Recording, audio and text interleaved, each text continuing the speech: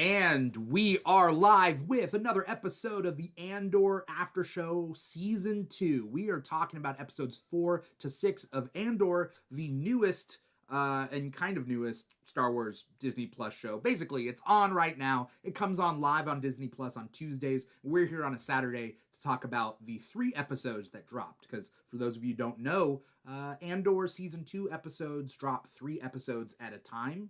And it's both great and not great, but you know, we're a podcast. We're going to be talking about all that stuff. I'm your host, Dimithri Perera. We also got co-host Sara, aka Ms. Marauder. And we are here to talk about this. Now, last episode, we talked about episodes 1 to 3, because again, those dropped all at once, and it was just Sara and I. But today, we got a special guest for episodes 4 to 6. We got Dr. C, aka Gabriel, aka Gabe, but you guys call him Dr. C. Show some respect. We are all friends, so we can call him, what was the one thing we can't call you, Gabe? Fuckface. That's where I draw the line. Yeah. So we won't call you that, but we'll see how the conversation. We'll see how the conversation goes. Oh yeah. Don't draw any hard lines. We've got time. We can get there. Gabe, Dr. C, thank you so much for coming on this and being willing to talk about Andor. Yeah. Thanks for having me. I've been thoroughly enjoying the show, and you know, it's been a while, but I've been on your show before, and I always enjoy these conversations. And I'm also excited for the opportunity to prove to people that I have hair, because I always record in a beanie. And someone remarked the other day, "It's like, I didn't know you actually aren't bald." And it's like, no, I am. And now here's live. I was trying to figure out what it was. I was like, you look different, but I don't know. I got to be somewhere later that I can't wear a hat in, so I had to actually wash my hair and groom and all that stuff. And so I wear the hat all the time because I just don't care to, I look messy, so it's easier. Anyway. I'm glad that you're here, because I think what's interesting, and it has been a little while since I've had you on the show. You do amazing content online. A lot of your very in-depth breakdowns and whatnot of different things in pop culture. Is that an easy way to describe what you do? How would you describe you and what you do? I try to be smart about stupid things. And that's not an original phrase. That actually came from I was talking to some scholars who do their whole body of work is on action movies and the fight choreography and how that relates to forms of communication and all that kind of stuff, and as its own language. And one of them said, it's hard to be smart about stupid stuff. And I thought, that's great. And that's what I do. Because I study nerd stuff, mostly superheroes, but I'm also in other, pop culture and pop fiction. I've done presentations on the X-Men and The Boys and The Last of Us and a bunch of different things. Most of my stuff has to do with, race, with some consideration for class and gender as well. But mostly how do these pieces of pop media that we love and in many ways devote significant amounts of our time to, how do they operate as ways of transferring ideas and a commentary, not just in the moment in which they're created, but also how we consume them, in some cases, 30, 40, 50 years later, if we're talking about the original trilogy, for example, right? How that ages for our contemporary time. So yeah, I think, this is the kind of stuff that historically speaking has been kind of dismissed in the academy. And it's been since 2000 that there's been a real serious interest in it beyond just saying it's all garbage.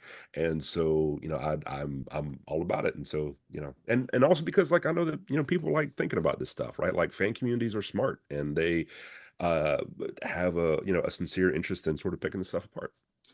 That was a very long summation of what you do. So, thanks for it's not Charles Dickens where you get paid by the word, Wow, we're gonna get to that fuckface thing way earlier than I thought.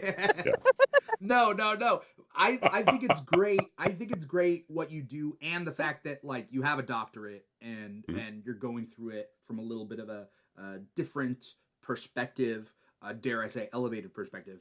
I think what's cool about, and this is something that that has changed with pop culture over time, back in the olden days before internet and all that kind of stuff, you got within your communities in different ways, but it really expanded with internet, then expanded more with social media.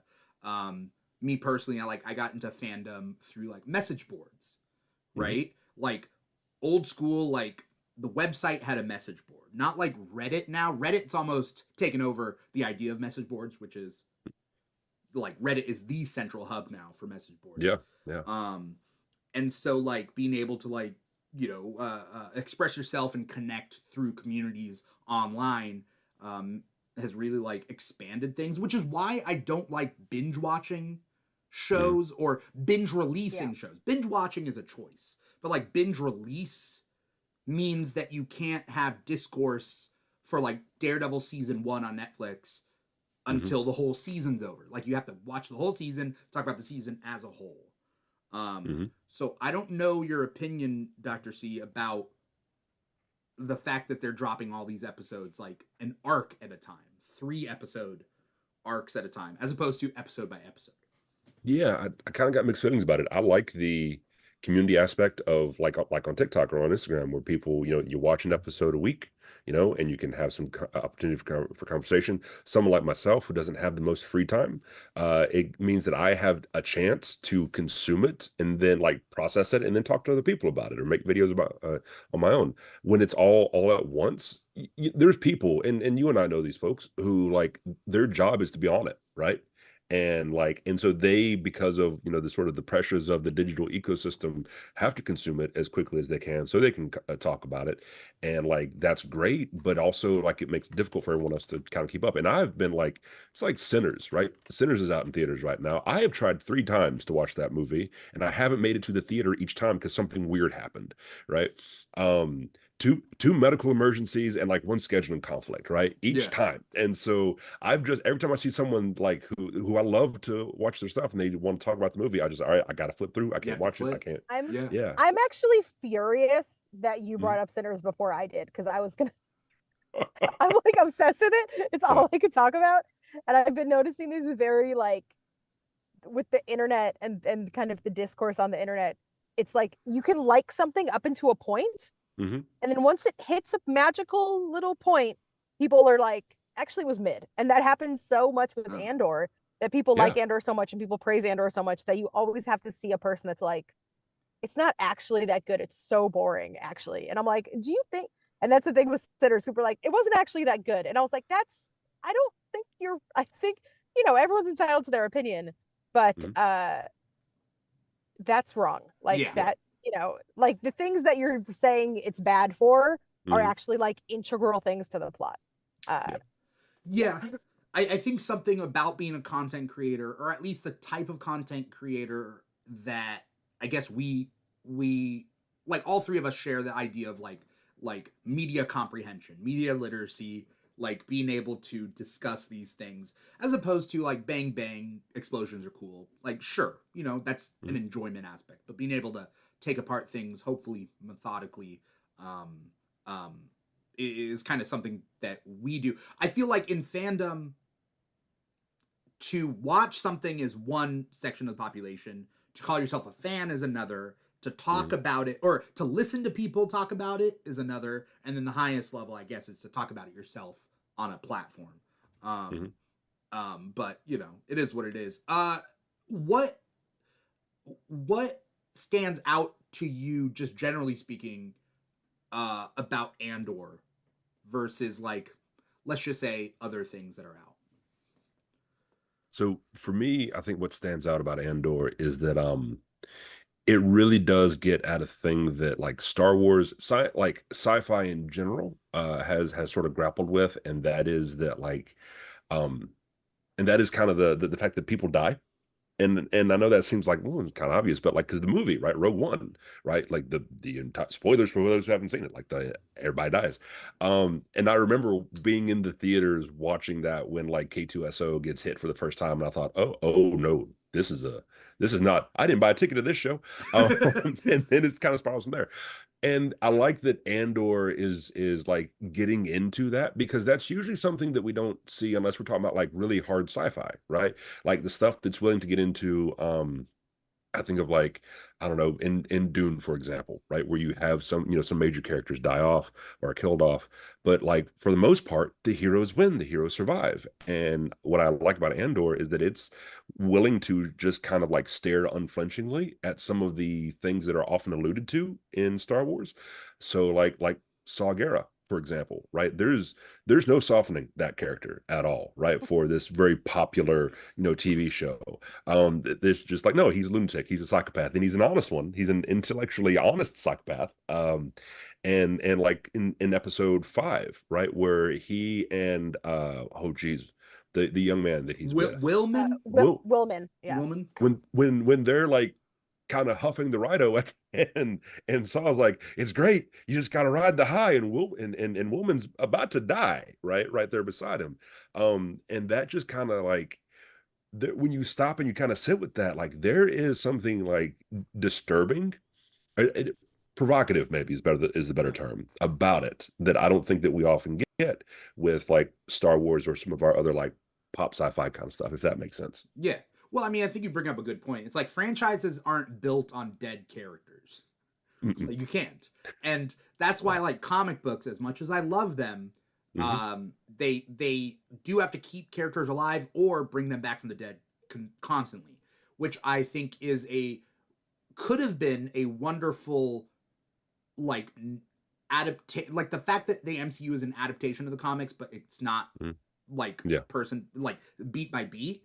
I think is a beautiful thing, because characters can age or die as you cycle people out of contracts. Like, you can, it's what's the phrase? You can, you're making the best at, like, it's almost better because of this, like, constraint.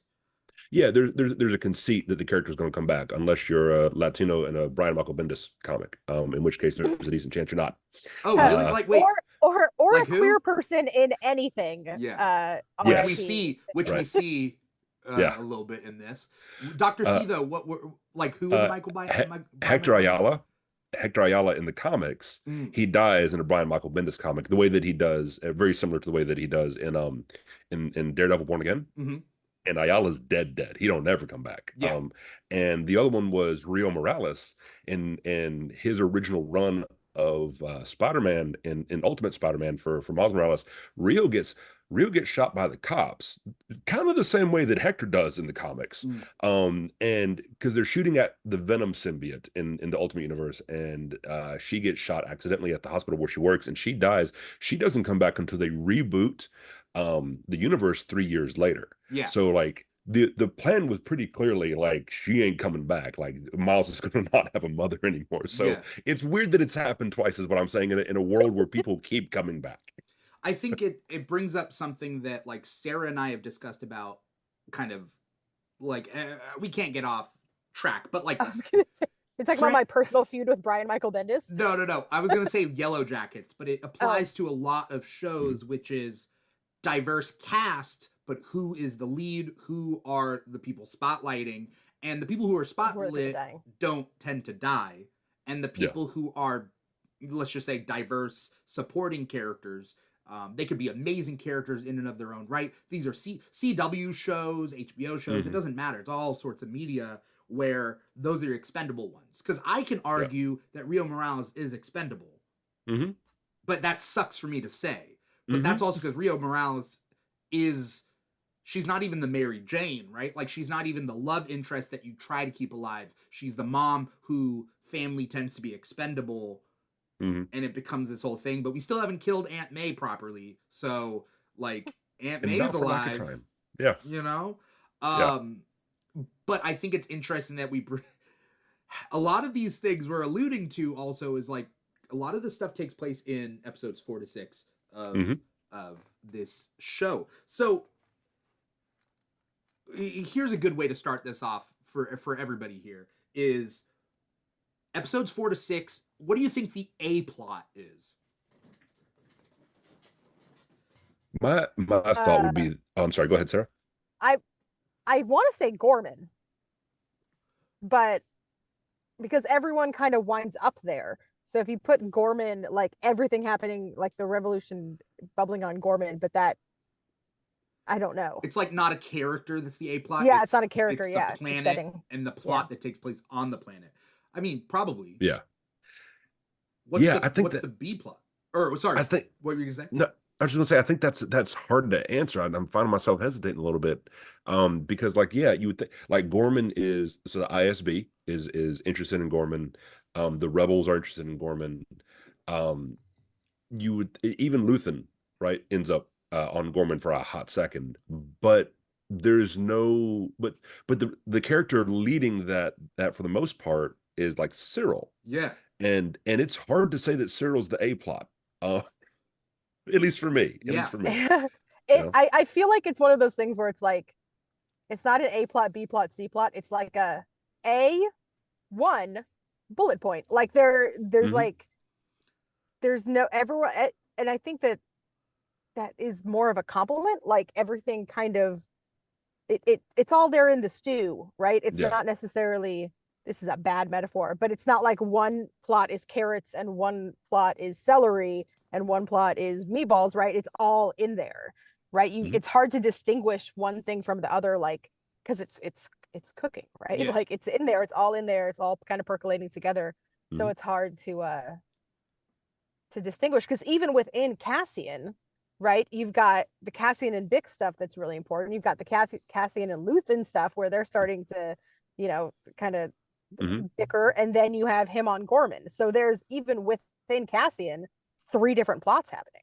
Isn't Yeah. that is that kind of actually I'll bring up a thing with that just real quick. Anyone out there who's watching us live, you're watching us on youtube.com/the Keeg Show or twitch.tv/the Keeg Show, or maybe you're listening to the podcast wherever you get your podcast from, but wherever you're digesting us, however you want to do it, like, comment, subscribe, let us know you're out there, chat in the chat, write a review, whatnot. We're going to be talking anyway, whether you guys watch it or listen to it or not, but we do appreciate you guys being out there, either listening, watching, and or contributing. I could have used that to market this after show, that joke. Anyway, the point being is it almost what you guys were saying, we're shifting away from character plot lines to almost mission plot lines or planet Mhm. related plot lines? Is that almost kind of, because this show is beautifully written with so many layers and perspectives and angles and whatnot, is that almost mirroring the way this rebellion is moving, which is away from the individual, more towards the mission, and making it almost more cohesive, brick by brick, right? Because that was the kind of the thing about season 1 is like each brick is important. On the rebellion side, it's a physical brick on Ferrix. On the Empire side, it's a panel made into larger panels to make the Death Star. Like that was the theme, I think, of season 1. Is brick by brick versus panel by panel. The things you do or don't do contribute to the greater thing. But I think now we're starting to see this cohesion, for better or for worse, and that's affecting the storytelling. I think that for my part, in that vein, Dimithri, it's that like we're seeing the momentum of season 1 pay off, and so much is outside of the control of the participants, right?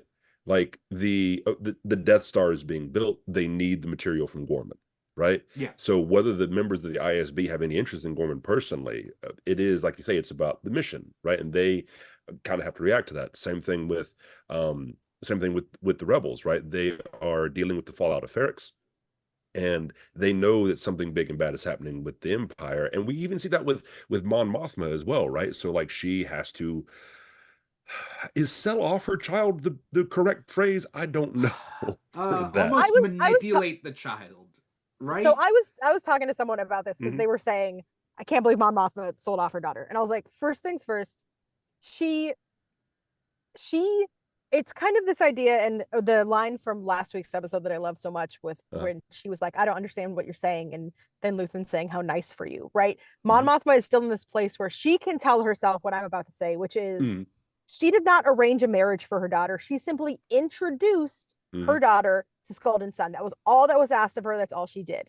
Yes. However, she knows that her daughter is a fundamentalist, right? She knows that her daughter yearns for this arranged marriage and the traditional stuff.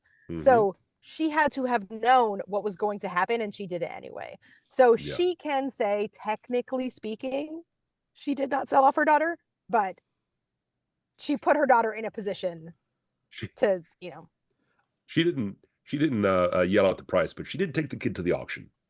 yeah. Yeah. Yeah. I would say it. I mean, you could see it from different angles. It's definitely manipulation. I think that if I was 13 and my mom, for some reason, wanted to sell me off to some to bond our family with another family and get money out of it, she could have easily done it with, I guess, another 13-year-old girl that I would have been just like, yeah, great. Like, Sure. I feel like 13-year-old me, depending on the girl, I don't think I would have been that picky. I think I would have just been like, yeah. I do think the conversation would be different if Mon Mothma's daughter didn't suck, but like she sucks so bad that we're like, I'm not actually that mad at Mon Mothma for selling off her daughter to an arranged marriage, because like, is it her fault though? Is it her daughter's fault? I argued this last time. Is that because Mon Mothma has two faces, the face that is facing the daughter is the vapid shallow side. Yeah, you can't connect with your daughter if you are living a double life. Like, that's kind of hard to bond with your kids when they can't know you. Yeah. Exactly. Yeah.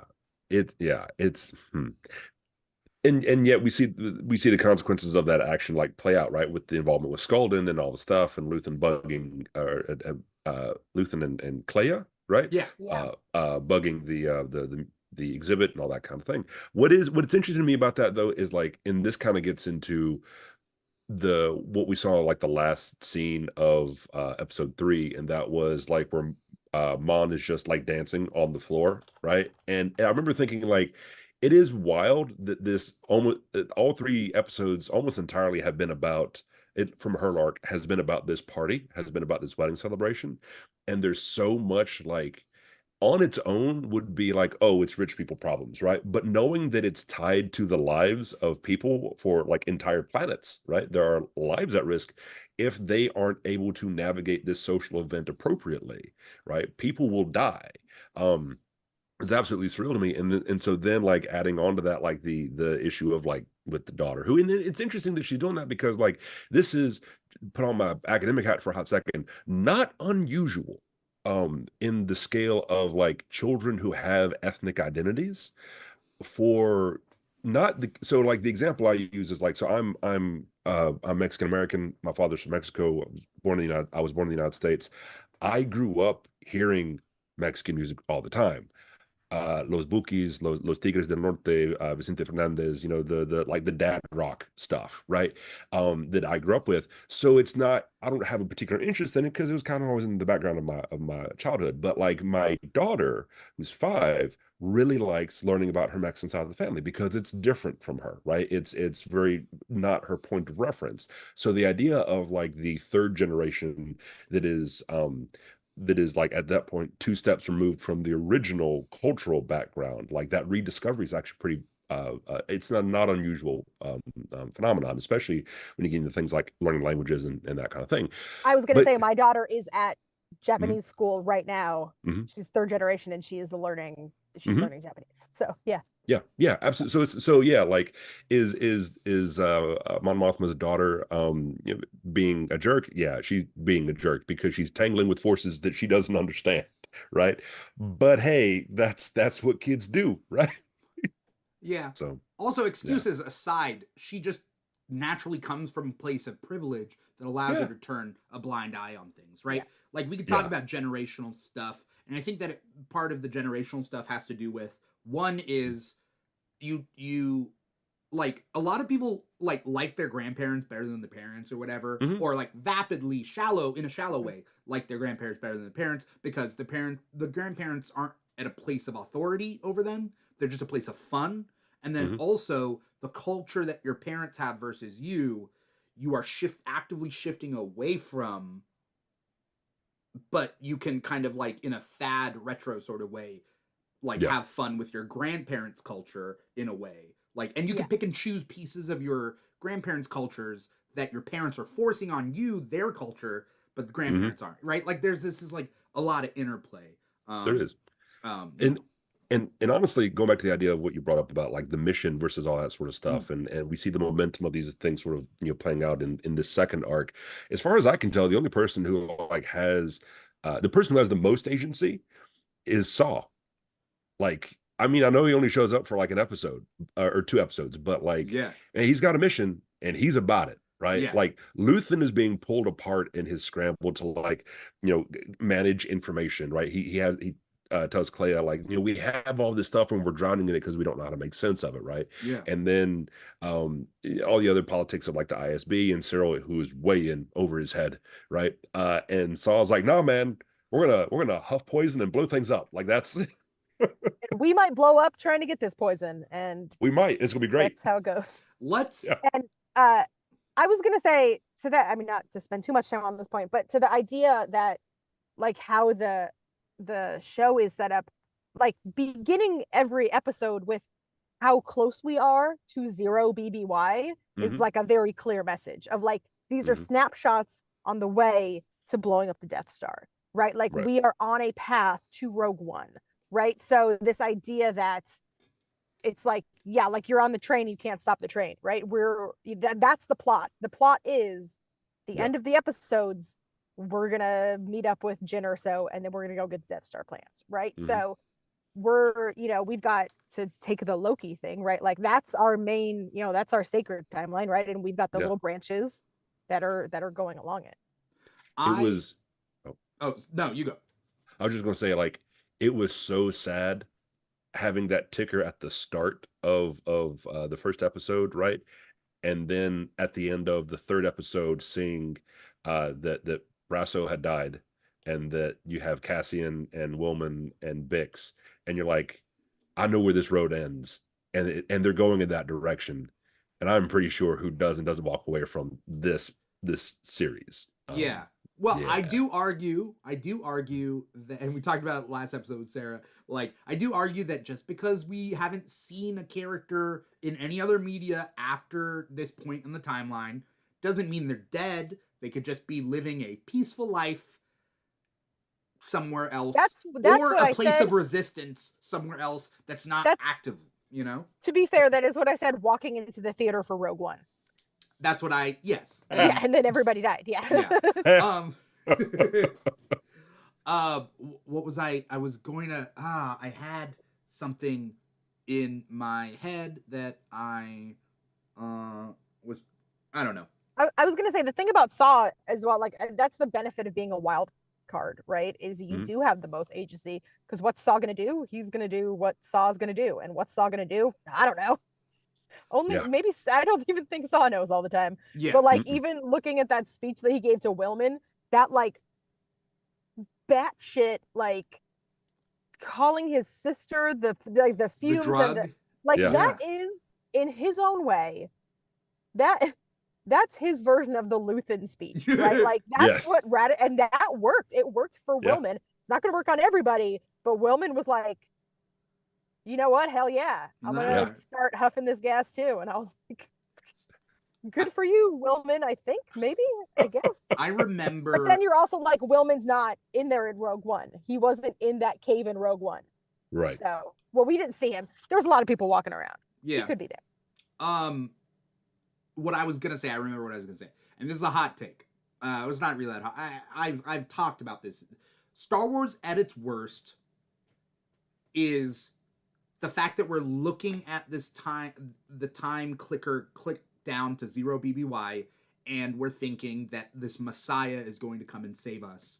No matter what, none of this stuff is useful. None of this stuff is fruitful. What is the point? Luke is going to come and he's going to fight Vader. And like, that is the purpose of Star Wars. Hot take. I don't like that, right? Like, I don't like what they did in episode 9, where essentially you just have to be related to you could just put a period at the end of the sentence. I don't like what they did in episode 9. I don't, because in the end, like, people don't, like, the resistance doesn't matter ever when some Messiah is going to come and save you.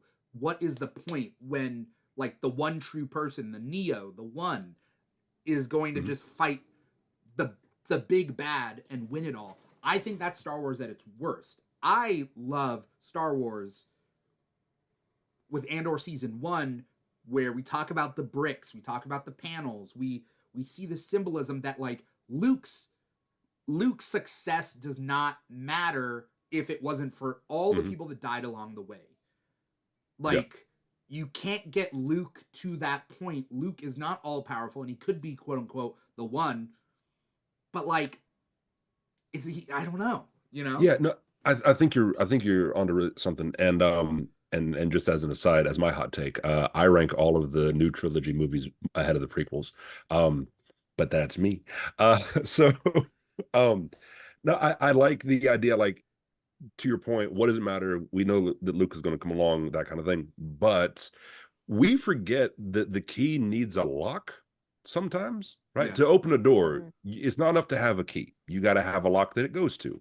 And everyone else, all this maneuvering, all of the genteel violence that we see at celebrations, all the like kinetic violence that we see happen on the ground, the shoot, the factioning that happened with the folks who were stranded, right? The casting came across all the people that died from that, all this other stuff, all the Saw and all of his, you know, rebels, whatever else, the people that had to maneuver to get into a certain place so that it mattered. They are the lock, they are the tumblers, they are the things that allow the key to work, right? And so like I appreciate that this, and I think it's the same thing with like the Acolyte. It allows you to see that, like, the one doesn't matter without the Morpheus, right? You need to have those figures who are able to arrange the situation for them to work, to your point. Yeah, and I think on a more simplistic note, the idea that anyone's saying like, well, we know where it ends, right? Like we know what happens. This, you know, Luke's gonna, that's like, why don't you just Google the end of every book and then be like, I never have to read any book, right? Like the story of how you get there and the people that you didn't hear about. And I think that's a lot of people have said about Andor. And I know we haven't really talked about the episode, we're just talking like general, but like that idea of like, it doesn't feel like Star Wars. And I'm like, maybe that, first of all, maybe that's okay. Like that doesn't, you know, it doesn't have to be the most Star Warsy thing, but this idea of the space wizards that use the Force to blow up the planet killing, you know, weapon got there through a genuine revolution of regular people that had to do all these things, right? So like that's not a thing that they invented for Andor. That was always true. That's just a story that we're interested in telling now. And there were so many aliens in these 3 episodes that like everyone that's like, it doesn't feel like Star Wars. Why is everyone a human? And I was like, okay, there's so many aliens. It was chock full of aliens. Even people that liked Andor were like, my only complaint is I feel like there should be more aliens. And I was like, great news. Yeah. There's so many. I think that's a problem with Star Wars as a whole, which is they elevate their humans above their alien characters, which is fine, I guess. But it also strikes me as like, we don't see aliens because like it's a class system in a way. Like Ferrix is just this like coal mining town, right? Like it's this steel making building town where it's like humans and like that's what we're focusing on. And we don't have a whole side character in episode dealing with the Mon Calamari fish people underwater and seeing their side. Like we see it in Clone Wars and whatever, where you can animate things and like make things better. But like it is human focused for, I feel like at least back in the day, it was a very practical reason of like, you know, prosthetics and stuff, and you can't emote as well. And maybe if a person's not a human, character's not a human, you're not going to connect to them as well. I say as Harrison Syndulla is like my favorite character of all time. Yeah. But she is kind of humanoid. But I feel like nowadays with special effects, you can't make that argument anymore because like Grogu is like the most beloved character in all of Star Wars. Yeah. And he doesn't even talk. Right, or like the fish lady, the frog lady from that episode is one of you know, is such an enduring character and character design. So I would like to, I mean, hopefully they, you know, lean more into, because I really I loved all the episodes, and you know, I'm a Muppet person, so anytime I'm like, let's get Jim Henson in there. I was surprised at how many aliens we saw in the background of these episodes. It's Coruscant is what I mean, is what I'm trying to say. Because Coruscant is a high class, everybody's coming in sort of situation versus Yeah. Mina Rao or whatever. Sorry to interrupt. But I mean, like to you, I mean, and it's no surprise that you only see humans in the Empire, right? I mean, that has been an undertone of them the entire time. But like, I was surprised that you saw non-speaking aliens in the backgrounds of these things, because that means they just did it for the sake of having the texturing of the environment, not because they were necessarily like plot relevant and therefore a worthy investment in the money.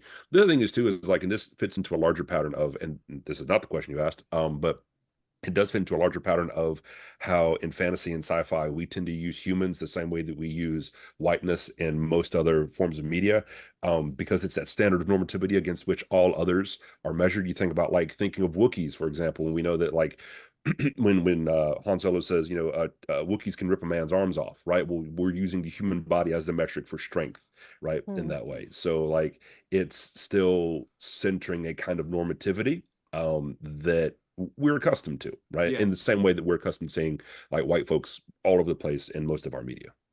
I mean, we see that, I mean, going even back to like B movie serials like Flash Gordon and whatever. Oh yeah. Dang, I do want to jump into some stuff. But Flash Gordon and most recently Guardians of the Galaxy, we see in Guardians of the Galaxy, let's just say, we see one human character and we see him surrounded by all these aliens that are all different. They all have their skills. They're all best friends and family and whatever. And we can visually see that they're different. But it's just funny that like the sole human character is white male all the time. Yeah. Like when you take a human to another planet, John Carter of Mars, when you take he's a Confederate, right. Even so, more so, you take this one character, bring him into outer space, is always white male. Not even white female, just white male. Not same thing with else. Avatar. Yeah, Avatar. We're kind of doing that. So, as we jump into this, shout out to Darth Chaco on our YouTube chat, tuning in saying Dr. C has elite takes. Darth Chaco also says, I see it as the opposite. The Jedi don't save the galaxy, they defend and inspire the people. The people save the galaxy. I mean, in a perfect narrative world on our end, we'd be creating Star Wars that expresses that. But I feel like different episodes of Star Wars 1 through 9 kind of almost have a different view on how everything works.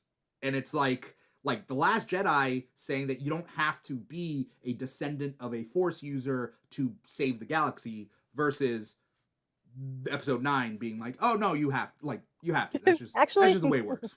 Blood and genes and lineage and heritage and who your father is the most important thing in life. And so it is what it is. Let's get to the meat and potatoes of the show. But what's cool is we did talk, hit a couple of things just to get it out of the way, because this storyline does not fit in with any other thing. Let's talk about Willman and Saw, because that storyline is it 2 episodes? It's hard for me to break down. We don't see them at all. I know. I watched them all at once, so I can't. No, it's I watched them a day apart from each other, but it is the episode 1 and episode 2. I'm sorry, it would be 4 and 5. Yeah. But you don't get like at least I think it is 4 and 5. Geez, that's a good question. I think it might be. It's not 6. It's not in 6. I watched that last night. I was waiting for there to be more about it, and there wasn't. But yeah, it's interesting but his arc is interesting to me because it seems like someone who's being radicalized. Willman? Yeah, Willman. He doesn't want to be there at first, right? It's a year after the episode 3 of this season. And for some reason, Willman has probably been put on that planet by Luthen, right? Yeah. Presumably. Yeah. Yeah. But we haven't seen a motivation from him for doing this stuff, right? Yeah. Like, we've seen why everyone else has skin in the game. We know why Cassian does. His dad got killed by Imperials. Was that Willman's dad? Okay. Oh, okay. All right. I didn't make that connection. Yeah. Okay. Yeah. Because he's the one that built a bomb at the end of season 1 and threw it at Martin, set it off at Marva's funeral. Oh, so yeah. That's okay. I don't know if he's being radicalized. I think he's already there. Because Brasso just died. I think he's being Saw Gerrera radicalized, which capital R. He's being distilled. Yeah, he's it's lowercase r rebel, uppercase r radical. Yeah. I really liked the plot line with teaching the guy how to do it. He wasn't going to tell him any details, and then all of a sudden, I mean, like, it wasn't the most subtle thing in the world when the guy was like, "It's too hard though. I need to know exactly where we're going." And I was Mhm. like, "Oh, you're dead. You are a spy." So this idea of setting those details, like the rebellion is in factions, that's a problem. But the Empire has also infiltrated. They've infiltrated Saw. They've infiltrated the Gorman rebellion. Like, Mhm. this is like they are not where they need to be. Right. Yeah. Darth Chaco in the chat says Willman was the radical one in the first season. He started the riot. Okay. I Yeah, just yeah. think there's a difference between starting a riot and then joining up with Saw. Like, Yeah. and There is. huffing fumes to like have a purpose in life. I work with some like local community outreach places, right? I'm not You're not attacking huffing federal fumes. buildings, Yeah. right? Like there's some daylight there. Right. Yeah. But I mean, it's a very kind of simplistic storyline to this, but we do see the change in Willman, and we don't even know what's going to happen a year down the line, like because we're jumping, next episode, next pod of episodes, we're going to be a year even further into the future. But I was struggling to understand what they were doing in the beginning because it's not a bomb that he's building, right? It's a extractor. Mm-hmm. Yeah, but was I understanding it that they're extracting like fuel? Yes. But it just happens to have the gas that so the problem is the gas is toxic, not a problem for Saw, because turns out he loves it. But then also using that thing to extract it seems like there's a high margin for error, and it could explode everybody. The way I understood it is almost like cracking a safe, except each process of cracking the safe takes down a wall of like safety with extracting the fuel. So if you do it wrong, it leaks. That was my understanding of it. You're trying to extract the fuel, but you're trying to do it in steps to make it safely extracted. They said something about like if you do a thing wrong, it like sparks it and it explodes. But I also like the concept that I mean, it is technically what we do is we talk about it and dig it, piece it apart. Yeah. But I like that they don't tell you how that machine works. All you need to know is that it's really hard to do, and that Willman, who is the one teaching people how to do it, is still nervous every time he does it. So I loved when the little things were coming up on the screen, and I'm like, I don't know what any of these things mean, but like I'm nervous watching them, right? Yeah. Like I could tell what is looking good, and I could tell intrinsically when it's getting close to not looking good. So like we don't need to go like because the little things were like lining up, and it's not as straightforward as like like the targeting computer on a TIE fighter, right? Like when you see it, but it was like little dots lining up, and then yeah. I just realized they bring up variations a lot. They keep up bringing variations, and that is that they don't know where they're going, so they have to learn all the different ways to crack. I'm assuming all the different rhydoniums, right? So I'm assuming each rhydonium depot, each planetary sector might have a specific way to crack it that is different from sector to sector. Thus, if you have to prepare for it all for secrecy's sake, but if you knew where you were going, you would just prepare for that sector or that planet's depot way to crack it, and that would clue the Empire in. And so that what he was operating was basically a Swiss Army knife with a bunch of different tools on it for doing it. I just had this weird, as y'all were talking about this, I just had this weird moment. So I've been a teacher so I started teaching for the first time in 2012. Before that, I was a carpenter with my dad, and I have absolutely worked with men who would use like paint primer or kerosene to wash the paint thinner or kerosene to wash off paint primer right off their hands, who also smoked. And so suddenly Saw comes like in, like that makes more sense. I know that kind of man, at least a little bit. For those who don't know, kerosene, very effective for removing oil-based paint, will set you on fire if you're smoking too soon after. That's crazy. I think that like it does bring up a point that like you do things enough times, you start not caring or cutting corners maybe. Yeah. But there's also the added idea that like this is like huffing gasoline, where like to me personally and like real life, yeah, gasoline kind of smells kind of good. I don't go huffing it, but when I used to fill up my lawnmower to mow my dad's backyard, and like it would smell, and I'd be like, this is kind of a good smell. I know better than to like huff it. But the point being is like Rido, did they, correct me if I'm wrong, did they mention that like it burns, right? But it could also just burn you from the inside out, right? If you inhale too much of it, it'll melt you from the inside. And that it's just a drug. It's a drug. And I'm assuming Saw is addicted to it, and that might lead into why he has a breather in Rogue One. His breather is Rido? Oh. So it's Bane. He's Bane. That's and he's addicted to it, right? Yeah. Okay. And in the end, I mean, they go to the planet alone. Willman is not supposed to have gone to that planet, to that outpost, whatever that was. But he is the only person who knows it, and he does it. And in the end, Saw gives a big old speech about his lady love, his drug. And then Willman's like, all right, I'm in. Why not? Yeah. Because I think he's looking for purpose, right? Like, or not even a purpose.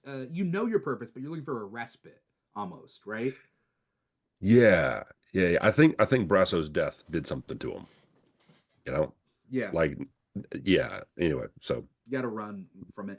That's the smallest storyline in this whole thing. But you're right. You guys are right. Gorman is the biggest thing. We do start episode 4 though on Coruscant, and you have to kind of pick up the pieces of like what is going on, what has happened in that last year. There are characters and things that get brought up that you recognize, and characters and storylines that you don't.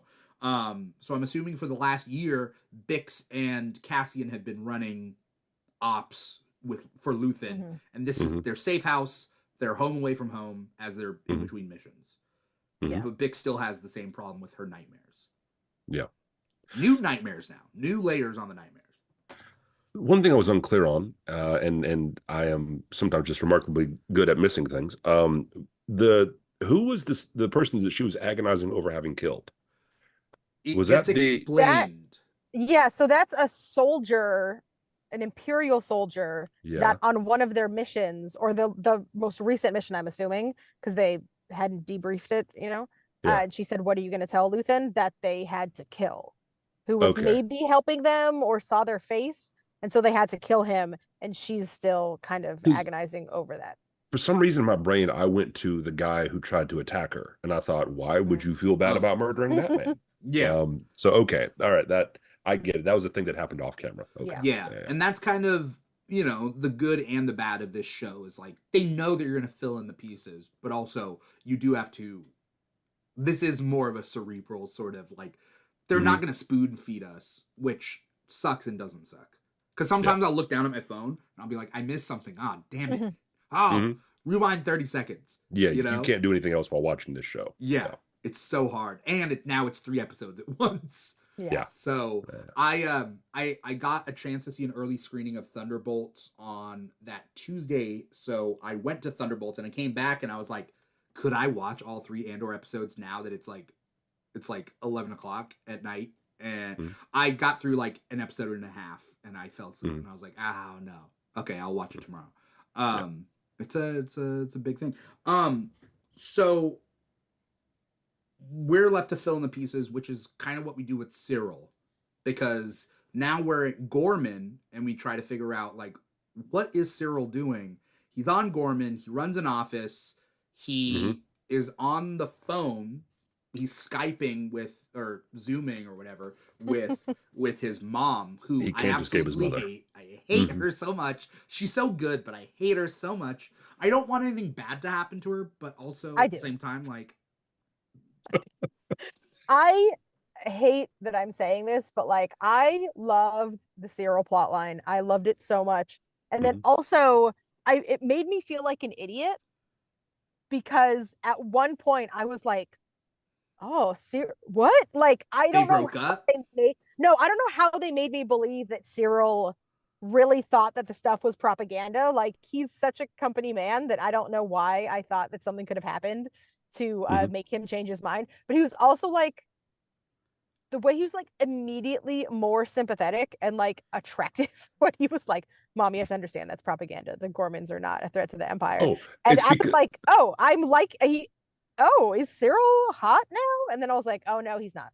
And then he did that scene where he was like, it's the best day of my life. And I was like, ugh, gross. that moment was cathartic for all of us who have had to tell an older person in our family to stop watching cable news. Yeah.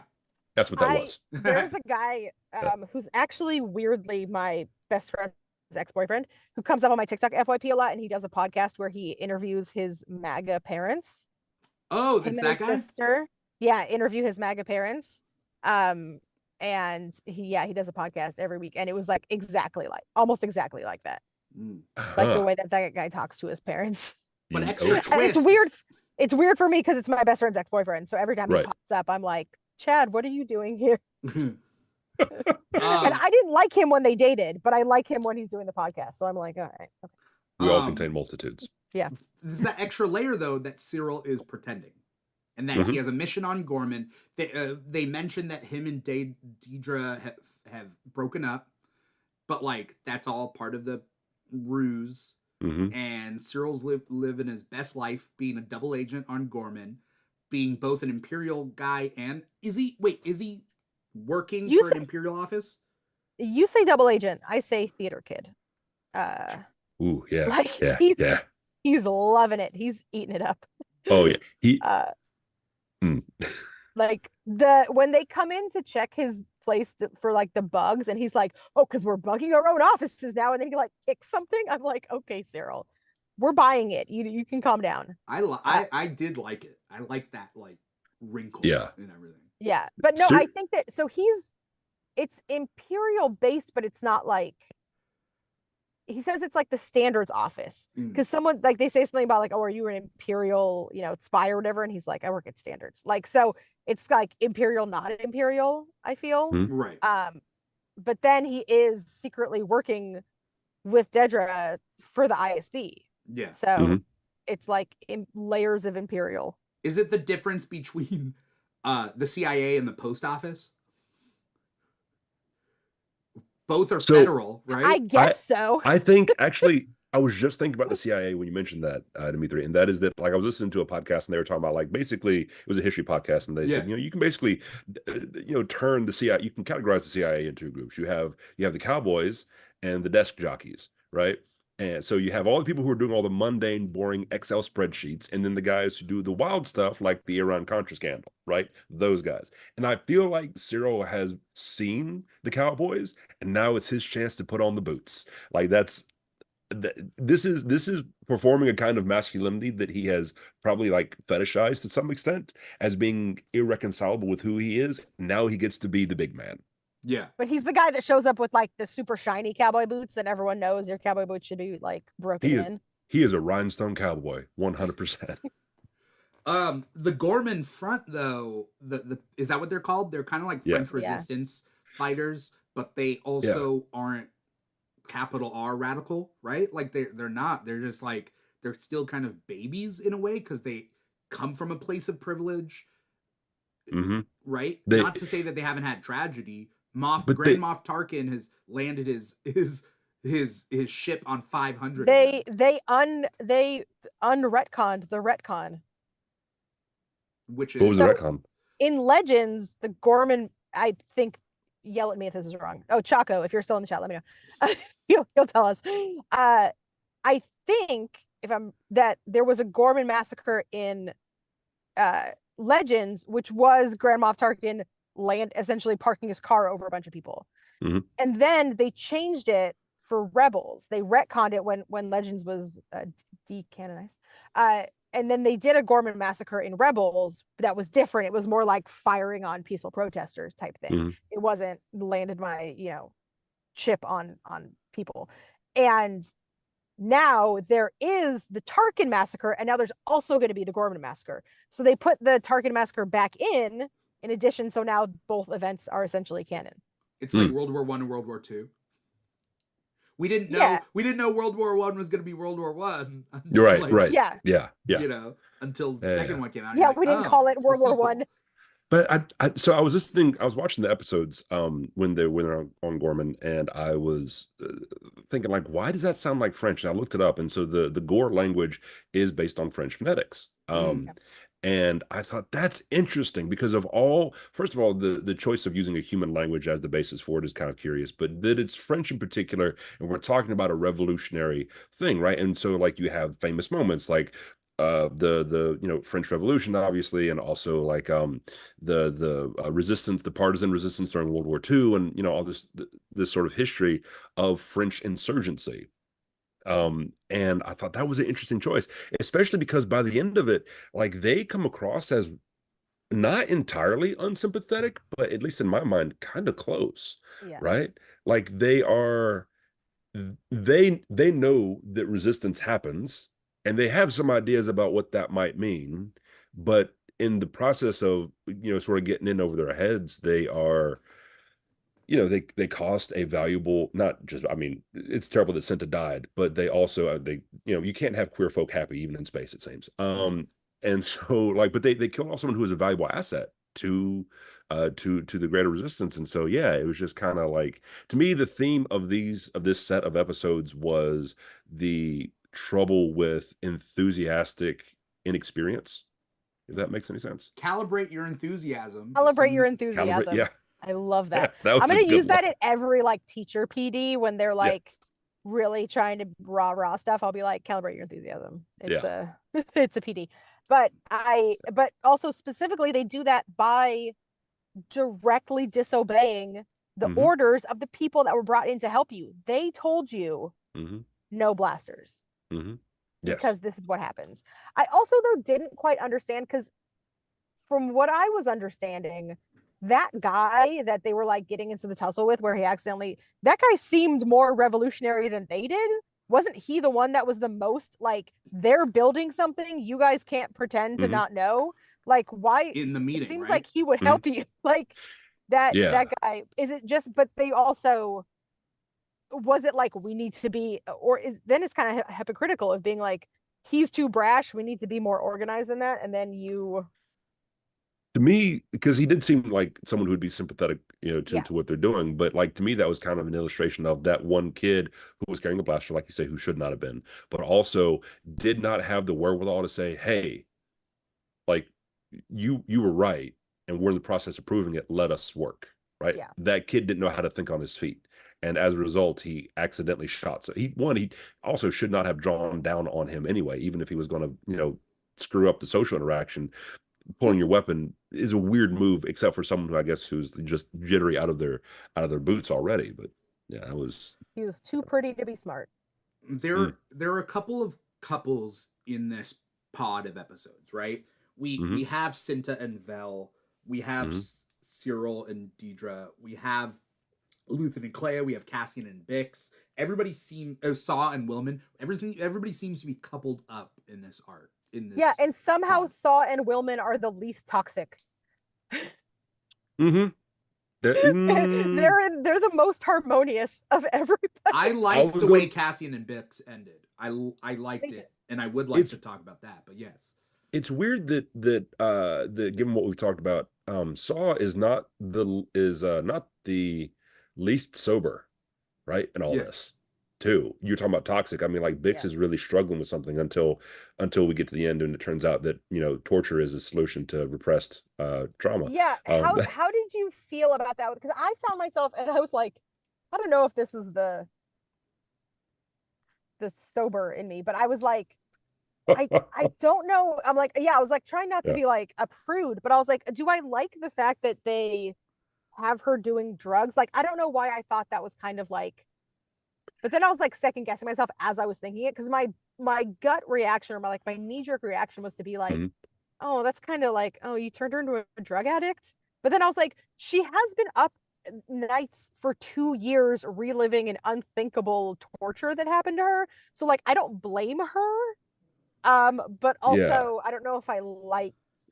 I mean, for me it was weird because one, okay, I understand that substance use as a reaction to a terrible persistent trauma is not healthy, but it is not unusual, Yeah. right?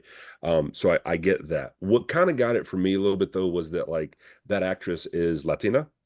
And so we have another, and this is not the first time that Star Wars has done this, but we have, sort of Latin or actors or Latin coded characters that are associated with Oh, drugs again. yeah, Poe. They did that with Poe, and they did that in it was either Clone Wars or Rebels, Wait, but there's Poe? a Yeah, Oh, Poe but used to be a spice runner, because remember? he was a that's right. spice runner. That's right. Yeah. Okay.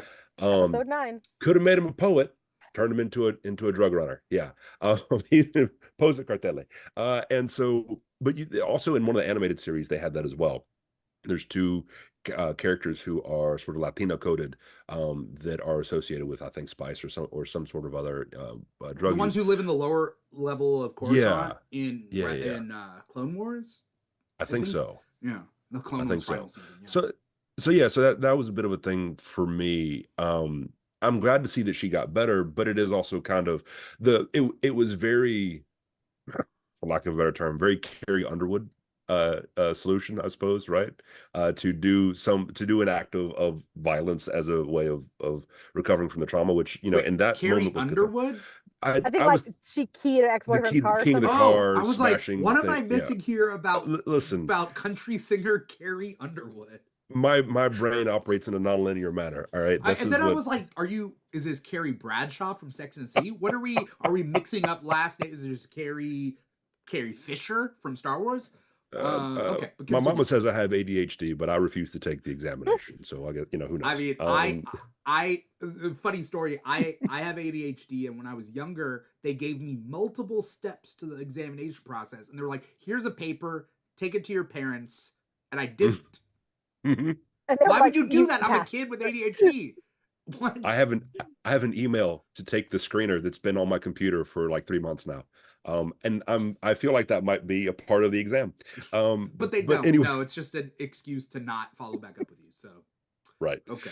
Anyway, no, continue. Sorry. Anyway, so but this idea of like, it's the retribution, because as she and Cassian are walking out, she appears to be in a much better state, right? We see her in a better position than she was up until that point. So yeah, I don't know, like I liked it. That's what I'm saying. Fun. Some guys need to die, and if in fact they're your torturer, so like okay. Oh yeah. No, I enjoyed it absolutely. Yeah. Especially because she seemed sober too, right? Like she seemed in the beginning of that scene. It makes it seem like she went rogue, and like then she meets up with Cassian. Cassian's with her, like ride or die. Like that's love. Also, I like the fact that they're in love together in this pod. That was in actually my wife and I's vows is, are you willing to engage in a felony with your partner? Absolutely. 100%. That's for the purpose of this podcast, this is satire, and you can't hold it against anyone in a court of law. I like there was a moment when they did that at the end where it was, is that really healing that because she's getting more, and it's like, yes, like sometimes you have to blow the guy up. Like maybe he's not going to be in your dreams anymore if he's in a million pieces like that. I like to think that will heal her. I'm so interested. It's weird because on one hand I'm like, I want to see everything that happens right in the years in between, but at the same time to pick back up with Bix a year after she blew this guy up, like I'm fascinated to see where she goes, right? If that just sells her on it and she becomes more willing to like do what you have to do, right? Because they say that thing about like he was an Imperial soldier, like he put on the uniform, right? About the kid that she's the guy that she's torturing herself over. Yeah. And then this guy is a guy in a uniform that's like, hey, you're not supposed to be here, and she immediately shoots him. So like something has switched over in Bix. I'm excited. And then I don't know if it was because Luthen came to talk to her and then changed his mind because he saw that she was kind of a mess. And then did he do kind of like an intervention with her of like, you can't go on missions if you're like this? And then she's like, I guess I'll stop doing drugs and clean the house. Like he grounded her. He grounded. Yeah, literally. Like, and she wants to be the one that goes. She wants to go. Oh, with him. She wants to go out on mission. She wants to be of use. I did like the little fights that they had about him, wanting to protect her and her trying to be like, I can do more.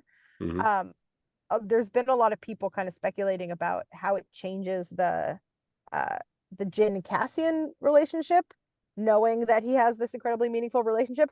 I, for one, never shipped Jin and No, Cassian. I don't, thought it, and I do not want but that. I feel like if you do, that's a difficult, thing to square. But I feel like he sees a lot of Bix in Jin, like the way that Jin is very strong-willed, and he lets Jin, I think, a lot of the times do the thing. Like if Mhm. she's saying she wants to do it, she gets to do it. I would I argue that it might be a Mhm. sister thing. Yeah. We still don't know. I don't know exactly what happened with his sister, but But yeah, yeah, She gets a mention. yeah. she does. I something that interesting when you say that about Jen, because I've been thinking about that as well. Because I'd always read them as being romantically involved, or at least having romantic feelings for each other at the end. But like, I'm kind of reminded of. I remember reading about how like dogs are emotionally equipped to change masters rather easily. Um, that as a survival thing, that like allegiance to a pack is certainly a real thing, but also they have to be equipped to join a new pack, right? That they can't just lament the old one behind all the time. Doesn't mean that your dogs don't have like warm fuzzies for you or anything like that. It does mean that like as a matter of survival, as a pack animal, they have to be able to adjust. And I kind of thought about that in the context of Cassian, because like if he goes from having a relationship with Bix, which I can't imagine is a foreign thought that it's going to end poorly. And then he goes to being emotionally attached to Jin. That might just be the kind of like a matter of survival for someone who is living a very a life that has a lot of borrowed time, if that makes sense, Yeah. right? Yeah, and he's like really closed off to Jin at the beginning. I remember Yeah, that's one of my yeah. only complaints about Rogue One is it Mhm. like flips really quickly. They have like one conversation where he's like, I've been in this fight since I was 8 years old, and she's like, I've Yeah, lost people too. And then like all of a sudden they're friends. And I sure. that was like my only complaint. I'm like, they were butting heads up until then. Mhm. But I forgot what I was gonna say. Um, Got lost in my brain. Something that I wanted to shift to is, well, kind of part of the Cassian Bix thing is that Luthen grounds Bix, and Cassian comes in yelling at Luthen, and Luthen's like, "You're gonna give up everything. That was Like you're gonna crazy. give it all away." What I Mhm. think is pivotal about that scene, but it also fits into the greater context of this arc. Luthen at the beginning of this arc talks about drowning in this big mission that is take down the Empire, right? Like Mhm. that's his mission. But I think what we end with episode 6 with is he found joy in winning a small mission, which is taking that listening piece out from the Hmm. Sculdun's thing. He's drowning in a big mission, but he laughs about the small, like he is genuinely happy and relieved, but there is a genuine happiness of winning the small mission. And I think that fits in with his idea of how to use, you could say manipulate Andor, but actually just use him as a tool, which is give him a small mission to win, which is he set up Gorst, Dr. Gorst or whatever. Mm-hmm. Like he Mhm. set that up because Lonnie fed Luthen that information because they Yeah. Mhm. mentioned that Gorst would be at this place at this time, and they're expanding the program, which means that's a threat to the rebels. Is that they're going to expand the torture program, but if you kill Gorst first, you don't get to expand it. Great, and Luthen set that up so then Cassian explains that like Bix is important, like all that stuff, and like Luthen kind of gets a secondary reality check, sets them up to win that small mission. Am I making sense? Is this making I feel sense? like, yeah, it's like a Yeah. three birds with one stone. You kill Gorst, Mhm. you kind of appease Cassian, right? And then also Bix will hopefully get a therapeutic release from getting to kill someone who tortured her, It's right? easy to forget about the Mhm. people when you're Yeah. thinking about the big mission. I think Luthen, sure, it's a mission thing, but it's also like he likes Bix. It seems like he genuinely likes both him and or her and Andor. I don't think he likes Lonnie. I don't think he likes Lonnie at No. all. That's Something tells me. No. poor. I'm as much as one can feel bad for an Imperial officer, I feel bad for Lonnie. I did notice something though about like the listing device mission, Yeah. and that is that to me, they're walking away, and the way that he and Clea were joking about it, like to me, sheds light on the idea that his involvement, Luthen's involvement in the rebellion, had probably at some point involved grunt work, probably involved being in the field as opposed to his position as effectively an administrator, right? And like he probably misses that in some capacity, right? Because you think about like when he has that tirade with Clea and he's like, we are drowning in information and we can't manage everything. And he also gets after like Mon when Mon can't rein in that one feller from the party who's going to go talk to Skolden about a loan and all that kind of stuff. And like you can kind of get the idea, at least I did, that Luthen likes being in charge. He probably doesn't trust other people to be in charge, at least from his vantage point, but also hates the fact that he can't do it all himself. Right? Like if he could run these missions on his own, he probably would, is my impression after seeing how he and Clea handled that interaction. Yeah. Yeah. I think that like also we see Luthen having fun pretending to be vapid Luthen. Like there's a theatricality to it. He gets to show up to the gala. He gets to be feet on the ground. Like he likes that sort of thing. Yeah. But I mean, much comparable to wanting to be on a podcast and then also producing the podcast. You know, one could say I'm kind of like Luthen in that respect. That end moment with him and Clea was so good. That was so funny. Yeah. But also Clea, I'm gonna say, is my MVP of the episode. Yeah. She killed it. I will say when I was watching her do the thing, when she unscrewed it, I was like, oh, that was easy. And I was like, oh wait, oh shit, that's not. I was so scared. And Krennic was there. Dude, the Krennic Mon beef is legendary. Yeah. Those I don't know if I've ever seen two people on screen hate each other that like just the venom and the like they hate each other so much. I think it's also that was also a good reminder as to why Mon is as powerful as she is, because she's calling a high-ranking Imperial officer a bullshit propagandist, right? Like, no, you murdered people. That's what happened. These people were just slaughtered, and then it was spun, right? And he's doing the back and forth, and a lot of folks would not have had. I don't think Luthen would have pushed back that hard in that particular moment, right? That would not have been within his skill set. Yeah.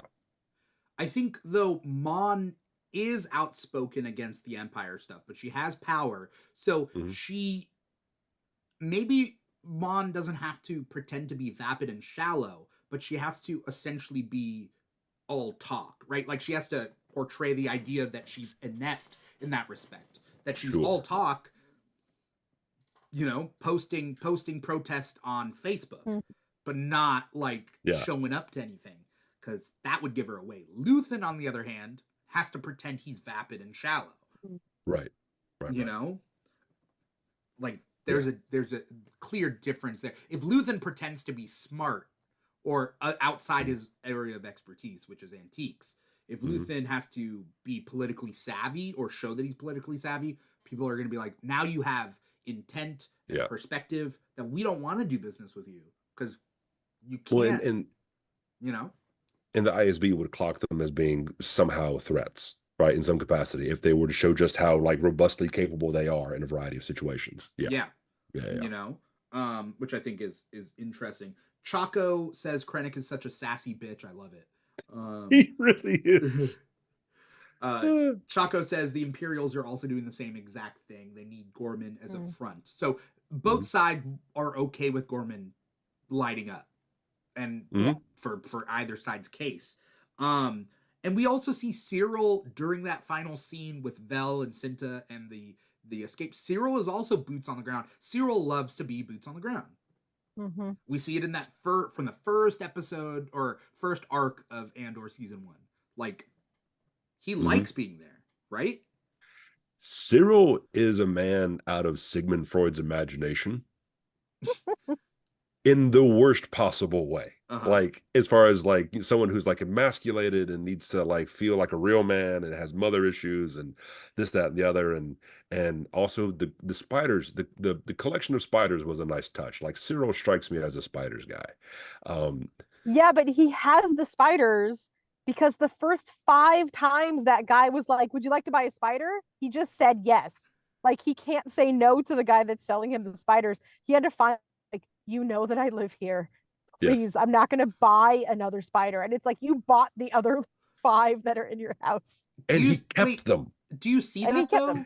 Do you see that? Or do you think that he knows they're sending information through spiders and they keep not sending him information? No, I think that he is buying them. I think that he is too much of a bitch to just say, no, thank you. And I say that being also that kind of person. I'll buy, if a kid comes to my door selling those chocolates, every time I'll buy the chocolates. There are kids that come to my door and wash my car every 2 weeks because I told them once they could do it. And now every 2 weeks or like sometimes twice a week, they'll be like, can we water your plants? And I'm like, get out of here. I will say though, Cyril, just the outfits this episode were sensational. He got a lot of outfit changes this episode and they were all great. Well, which it's a business expense. He's a Nazi. So he was always going to look nice. But great outfits. And great outfits. Shout out Mon Mothma's outfits as always. Her like neck thing that she like had to take off because it was choking her was gorgeous. Every time she comes out in a new outfit, I'm like, I can hear the simultaneous excitement and heartbreak of a million cosplayers just being like, I need to make it, but I don't want to make it. Yeah. It's funny because people have always looked at Padme, like Amidala, for like costume, like the regality of all her costumes throughout the 3 episodes of the prequel. Mon Mothma is giving her a run for their money. And then Cyril is the Padme Amidala of that's my hot take. Cyril Karn is the Padme Amidala of the Empire. He wants to be, right? His outfits are genuinely good. But remember all the way back in season 1, he was tailoring his little cop uniform to make it look better. So he's always been about that. And that's the only situation in which I will respect him a little bit. On the note of costumes, there were 2 things that really stand out to me. And one is that Perrin's hairstyle makes me want to punch him. Oh, Perrin, yeah. Something about like every time I see him, I just think someone needs to knock one of your teeth loose. Just something about him invites violence. At least in my mind. If you've ever seen there's TikToks where ladies will go on and be like, be honest, am I aging myself with my makeup? I feel like Perrin needs to get on a TikTok and be like, my wife says I need to change my hair up. Tell me, and then I need him to get like 700 comments and being like, yeah. Man. Yeah, dude. Do everything else. 100%. But the second thing is they recast Bale. Yeah. People are so mad.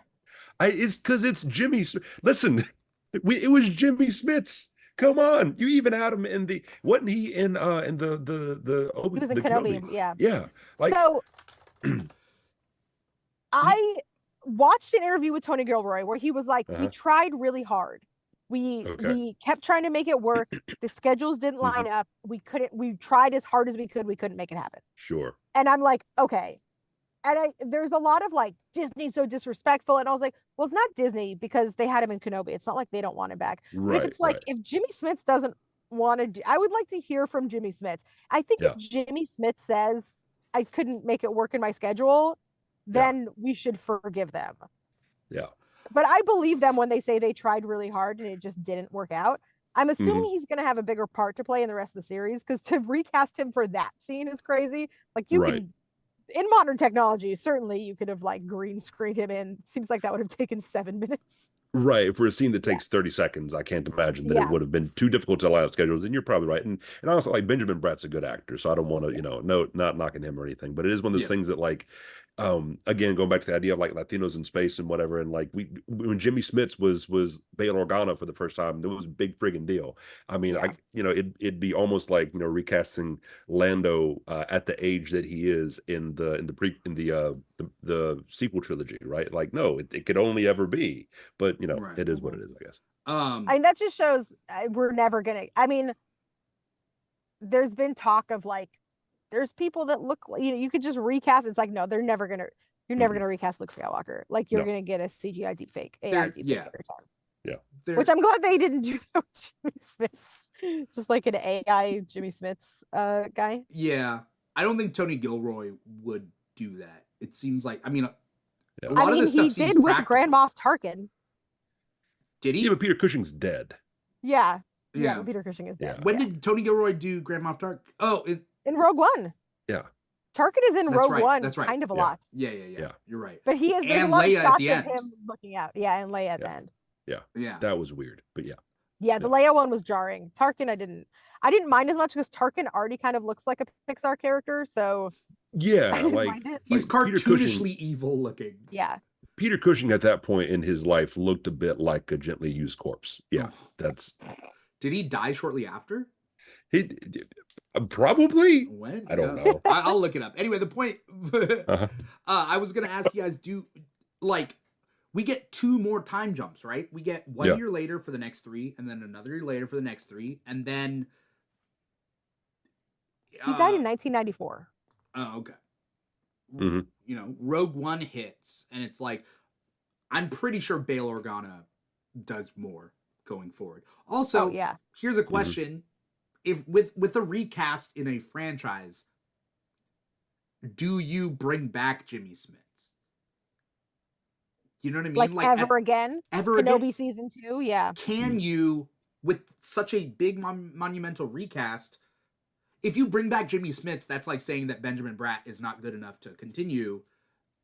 If you don't bring back Jimmy Smits, then it's like, okay, it's retiring the actor for that character, bringing in a new actor to do whatever needs to be done later, whether or not they choose to use the character going forward. That's an interesting. Like, how can you spin your schedule didn't work for this one thing, so now you can never be the character again. Right. Yeah. It's like taking a day off of work, and then they realize, like, we can actually do this job without you. Replace you. Yeah. It's not that big or of a the deal temp if did you just take time fine. off. Right. Yeah. I don't know. Like that's a curious point. Because in the larger context of like people have talked about wanting to recast characters, right? Like when Carrie Fisher died, right? And they thought, some folks said, well, maybe Lorna Dern could be could have been, or maybe was it Lorna Dern who was proposed? No, because Lorna Dern was in. That's right. She was in The Last Jedi as Holdo. Yeah. Right. Right, she played the admiral. Or maybe it was like one of her contemporaries. I know that there was someone who was floated as like, maybe it was like Meryl Streep or something like that. It was like, no, she could do it. And I know that like with Luke Skywalker, it's been, I know folks have said like Sebastian Stan, which for a younger version, for a younger version, something like that. So like, I wouldn't be that bothered by if they had some inconsistencies there, because I always remind myself like these are Star Wars were B movies. Right, there's a little bit of kitsch in all of this, right? And so like we're buying in, but yeah, I don't know, like that's especially because he was there for the Kenobi series, so yeah, it is, it's kind of weird. Who's to say? As we start winding this episode down, I'm trying to think about all the other plot lines. Like we got Cinta and Vel. Oh, by the way, Chaco did bring up "Turn Off the Lights," which is Cyril and Daedra having 1 hour together. And I would like to say why. Why would you bring that up? I was doing a really good job of not thinking about that. I'm sorry. That's so upsetting. Listen, which part's the upsetting part? It's you know what's upsetting to me about it? It's their posture. Their posture was upsetting to me. Prior to that moment, the way they were just standing stock still, humans don't stand like that. Okay, something's up there. Something unnatural. I have to be honest. Yeah, it's that, and then the turn off the lights, and then I told you to turn off the lights. Upsetting. And then the amount of time we stayed on the shot with the lights off, so that you could just think about what's happening there, was with like, and we saw such a tender, beautiful show of physical affection from Bix and Cassian when they were doing the hand thing, which I was like, as much as I do want to see both of these people have sex, like this is actually like more intimate than a sex scene would have been. And the fact that they cut it off after the hand thing, I was like, that sounded weird. But it was like a very, and then they do make out later. So I was like, oh, good. I'm glad they also got to make out. But to have that juxtaposed with the Cyril Dedra stuff, That's I mean, we get a lot of couples. I'm not going to kink shame, too. But they're also Nazis, so it's true. It would have been great if the lights go off and then we hear calibrate your expectation, your enthusiasm. I was terrified that we were going to hear anything. Something. I was like, if there's a sound that happens, like the longer it stayed on the shot, I was like, I don't. Which is like both of those people in real life are very good-looking people, but like the characters are so, and that's actually like a testament to their acting. Like the characters are so reprehensible. Like Dedra's so terrible, and then like Cyril is just the. I'm like mad at myself that I liked him at the very beginning of the episode. Like I was kind of on, oh, are we doing Cyril redemption arc? And then I was like, ugh. Yeah. But will it ruin everything if I say this is the best day of my life? And I was like, yeah. Oh. That also means though that like, because everything else in that interaction between them could have been handled over a phone call. That was just for sex. That's all that was. That we see now how Imperials do booty calls. The way, without getting too off track, the way my mind wraps around sex in a way is that like vulnerability, openness, honesty, communication, but like that stuff seems to be lacking from like evil people. So like I feel it's hard for me to like when they people bring up that the Emperor had a kid, or that like in Harry Potter and the Cursed Child, like Voldemort has a kid, or like Joker can't have a kid, right? Like, but the idea of sexuality being like, I erase the idea of sexuality from them because those characters, because evil doesn't fit. Like, it seems childish for me to think that way. But there was some comic I read where the Joker went to prostitutes. That was probably the Brian Azzarello like alternate. It's an alternate universe thing. Okay. I think it's a Brian Azzarello. It's called Joker, right? I think there's a miniseries called. It Joker. might be, but I avoid Azzarello like the plague. Okay. But it might have been one that I picked up and was like, oh, that's weird. Because like I think it's Batman trying to track him down, and then he goes and sees some street walking sex workers and says, hey, and they're like, yeah, usually he comes to us first when he gets out, but that wasn't the case this time. Something along those lines. Either way, still weird to think about. Please continue. No, but yeah, that one I think is from Joker.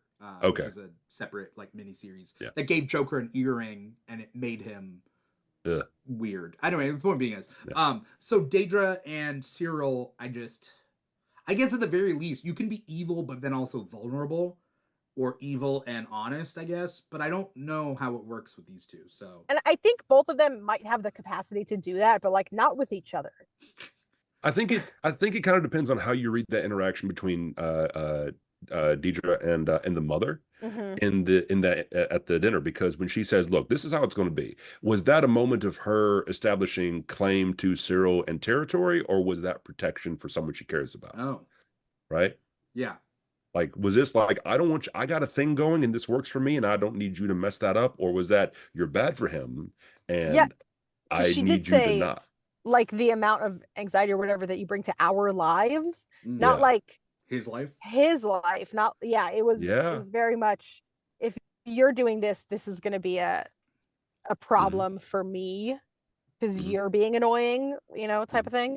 Their relationship is hard to pin down, because I did feel like maybe she had some genuine affection for him, and maybe she does and she's just can't show it through the massive resting bitch face that she has.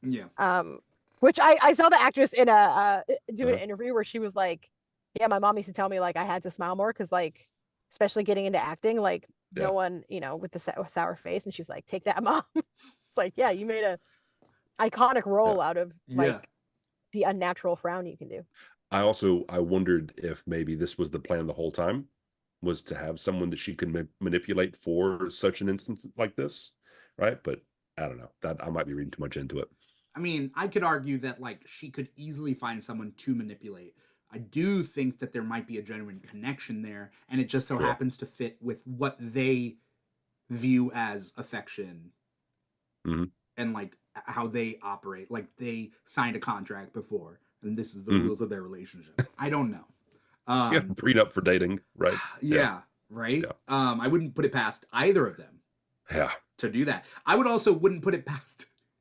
I would put it past that like Deidre would come to Cyril with a list of 100 things on the contract, and Cyril's like, okay, but this one thing, and then he gives one thing, like he wants one thing, and Deidre's like, yeah, okay, fine, and she knows she won the whole thing, right? But Cyril won because he wanted one thing.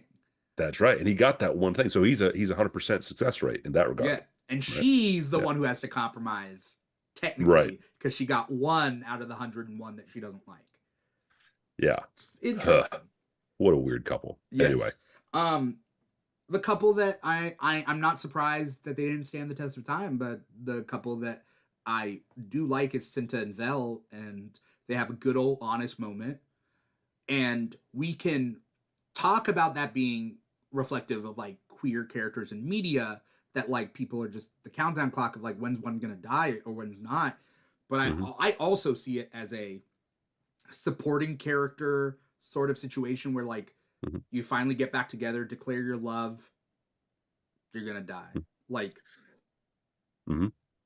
I assume it was probably a lot more impactful if you had recently rewatched season 1, because I know that Cinta was a pretty big character in season 1 and Vel as well.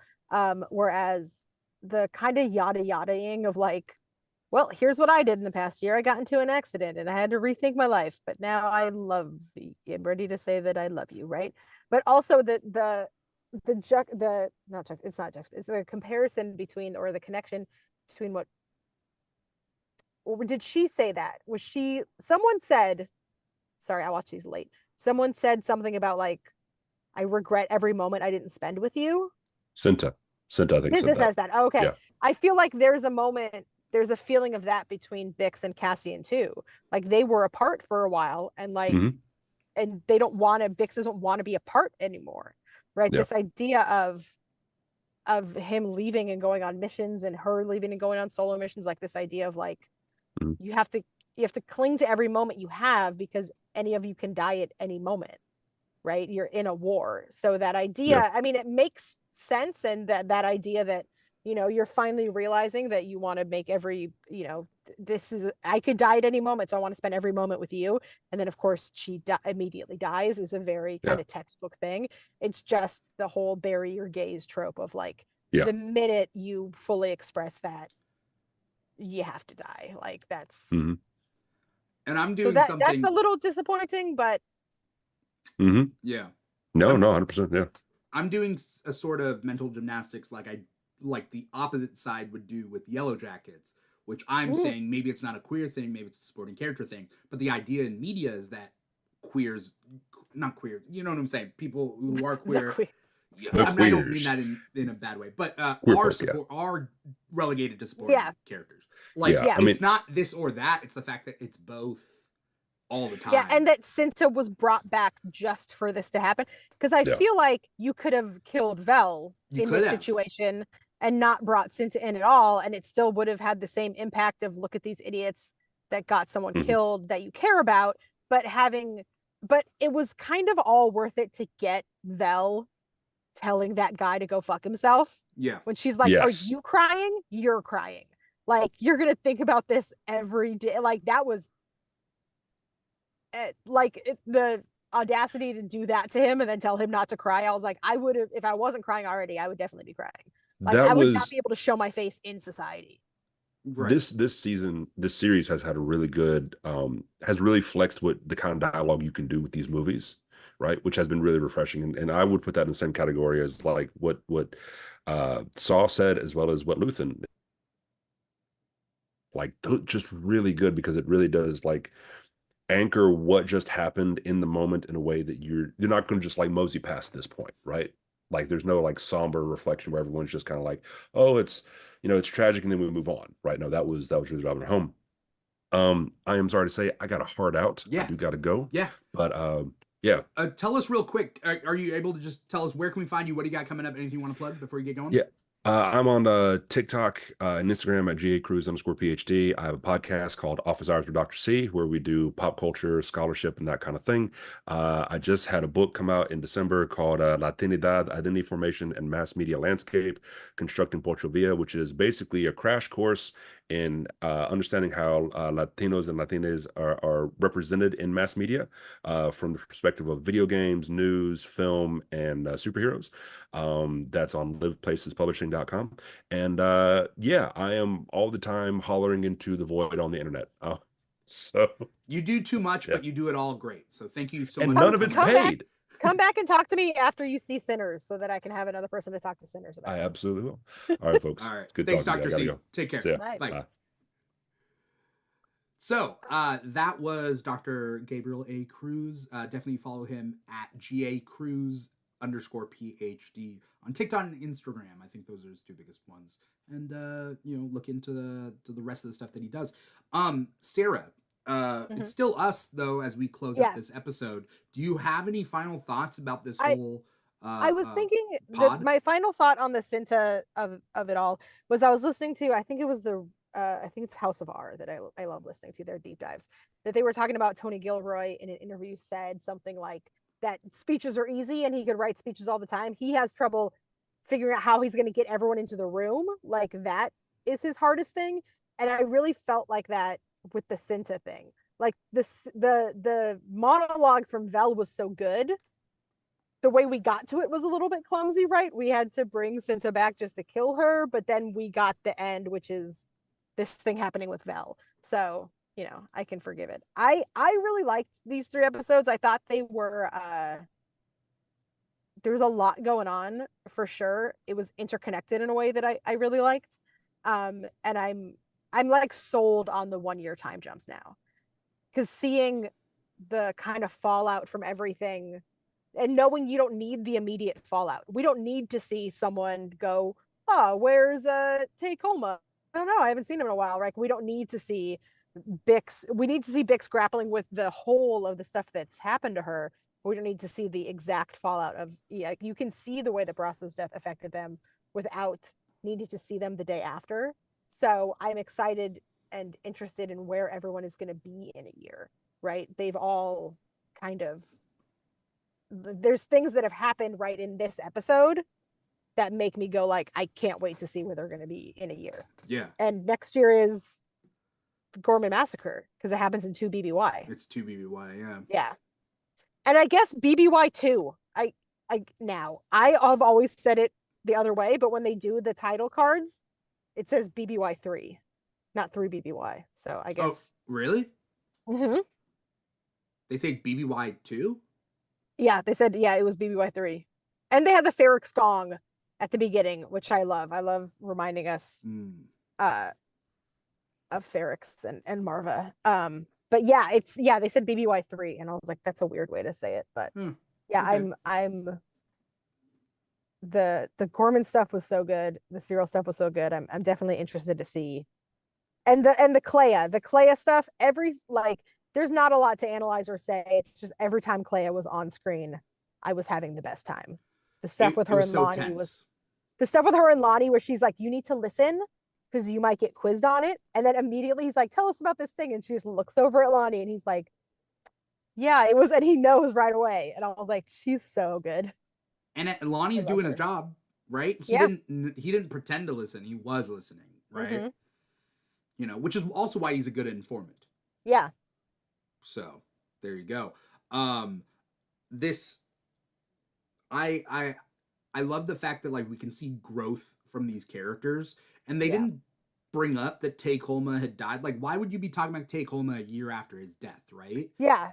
It's just he's gone, and you just assume it. And the best thing about the show is that they don't spoon feed you. And the best you get is a last time on Andor recap in the beginning. That's it. and that's good enough. But it makes you also think: did I miss something? Is this somebody that I have seen, or did this take place in between arcs? Yeah. Because it was kind of clumsy with Cinta, where she was like, there was an accident. And I was like, is that the accident? Did you get into an accident and that's what killed Tacoma? But it was like, so just something happened. She was I put think it in was because, traction though, right? Like, is that yeah, why she was like yeah, bedridden, I'm assuming? yeah. With no So visible marks. that whole thing for me was just kind of like, we just had to explain where Cinta's been for the past year. That was the only time they did it where it was kind of clumsy. Not that I have a better solution. Right. But also, was it them. the same accident as Tacoma or not? Yeah, I don't know. Maybe she did flip the flying car upside down, but maybe she forgot to buckle her seatbelt and she got into, yeah. Yeah, I mean, that could have been a cool scene in and of itself. The fact that we're not seeing it, sure, maybe we don't need it, but like, Andor could have made a juicy scene of with thriller aspects and whatever, because they do it amazingly. With Cinta trying to throw Tacoma from the car, you know. But it's like so effective to be like, oh, he's getting in the car with Cinta, you know he's gonna die. That's like, it. yeah. That's all. And the fact that they're like, we trust you. You guys know he's dead, right? Like there was no way he survived that, and you're like, okay. And that's all you need to know. Other than, maybe it could have been a mission right after that she got put into bed, essentially, and whatnot. So this show continues to amaze me. I love it. And I think it's because each episode's so dense, so brilliantly connected and layered that, like, we don't need the spoon feeding. We don't want the spoon feeding. Like, you're going to pick up what you pick up. Yeah. So, I guess as we close this up, thank you to everybody out there who is watching us live. If you're watching us live, you're watching us on youtube.com/The Keeg Show or twitch.tv/The Keeg Show. So shout out to Darth Chaco, who was in our chat earlier. And I know that other people were watching, but Chaco was speaking up. So thank you so much for that.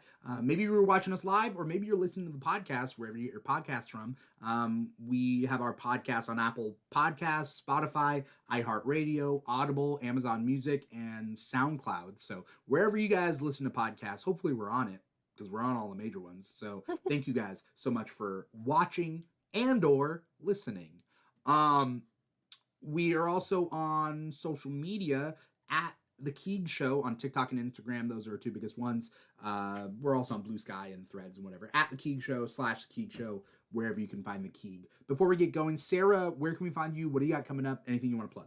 You can find me at TikTok and Instagram at Ms_Marauder. We are finishing up our Skeleton Crew cosplays literally today, because we're doing Star Wars night at Disneyland tomorrow. So we'll have Jod and KB ready. And I sewed through my finger last night. Ooh. I broke a sewing needle off in my finger finishing that cosplay. So damn, it hurt really bad. And then we're gonna get started on Anime Expo and San Diego Comic-Con prep. Awesome. So, you're always working on something. That's crazy. Yeah, there's always a cosplay happening. Yeah. We're going to Comic-Con Revolution in Ontario, and Evie's meeting the cast and the voice cast for Teen Titans Go. And she was like, you can make me a Starfire real quick. And I was like, it's in 2 weeks. Oh. I actually cannot. Can you just buy the costume? Yeah, but she has a raven. I made her a Okay. raven. That's like, cool. you can wear your raven. Yeah. You guys do amazing stuff. So anyone who's not following you is missing out on all that. If anyone out there wants to follow me personally, This Is Dimithri is my personal Instagram. Or if you're above the age of 50, you can follow me on Facebook at facebook.com/thisisdimithri for my personal fan page, if you guys want to be a part of that. But as for The Keeg and all the different podcasts that The Keeg does, at The Keeg Show on social media, this is the Andor Aftershow. We were talking about episodes 4 to 6 of season 2. We only have 2 more episodes left of the Andor Aftershow. But we have other shows. In an hour, we're going to be talking about Thunderbolts. So we're doing The Keeg Talks Thunderbolts later today. So we do a bunch of different podcasts and live streams and whatever. So however you want to digest us, thank you so much for doing so. That's pretty much it. Once again, I am your host, Dimithri Perera, and your co-host, Sara. This has been another episode of the Andor After Show for season 2, episodes 4 to 6. Take care, everybody. See you guys next week.